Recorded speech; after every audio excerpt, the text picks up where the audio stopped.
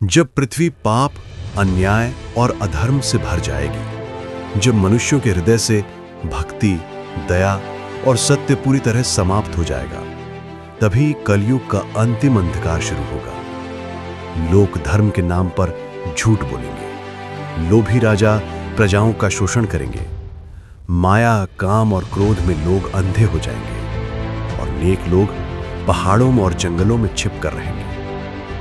कलयुग के अंतिम छोर पर पृथ्वी पाप से भर जाएगी। माया, लोभ, झूठ और अधर्म में लोग अपनी विवेक शक्ति खो देंगे। राजा स्वार्थी होंगे, ब्राह्मण लोभी होंगे, माता पिता सम्मान खो देंगे, बच्चे शिष्टाचार खो देंगे। सत्य, दया और भक्ति केवल किताबों में रह जाएगी। जब धर्म पूरी तरह समाप्त हो जाएगा, तब मैं फिर जन्म लूंगा, कल की रूप में।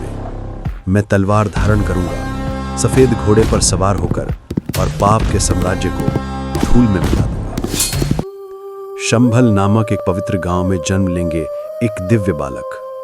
पिता होंगे विष्णु यश, माता सुमति। आकाश में एक चमकता हुआ नक्षत्र दिखाई देगा जो बताएगा कि प्रभु फिर पृथ्वी पर आ गए हैं। कल की बड़े होकर ऋषियों से शिक्षा लेंगे। फिर देवता उन्हें देंगे एक दीप्तिमान तलवार जो अंधकार को चीरते हुए प्रकाश की तरह चमकेगी। उनकी सवारी होगी देवदत्त नामक सफेद घोड़ा जो अधर्म के रास्ते पर बिजली की गति से दौड़ेगा। इसके बाद शुरू होगा युद्ध, धर्म और अधर्म का अंतिम संघर्ष।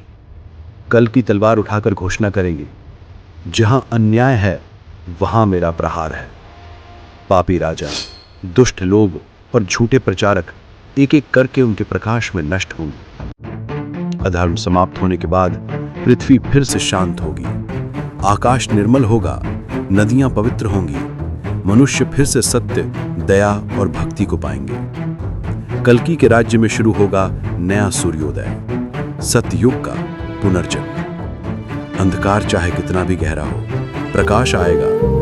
अधर्म चाहे कितना भी शक्तिशाली हो, अंततः धर्म ही विजयी होता है। कल की अवतार सिर्फ भविष्यवाणी नहीं है, ये एक आशा है कि भगवान हमेशा मानवता की रक्षा के लिए लौटते हैं। ऐसी और आध्यात्मिक कहानियां सुनने के लिए शास्त्र ज्ञान चैनल को सब्सक्राइब करें और जुड़े रहें। जय श्री विष्णु।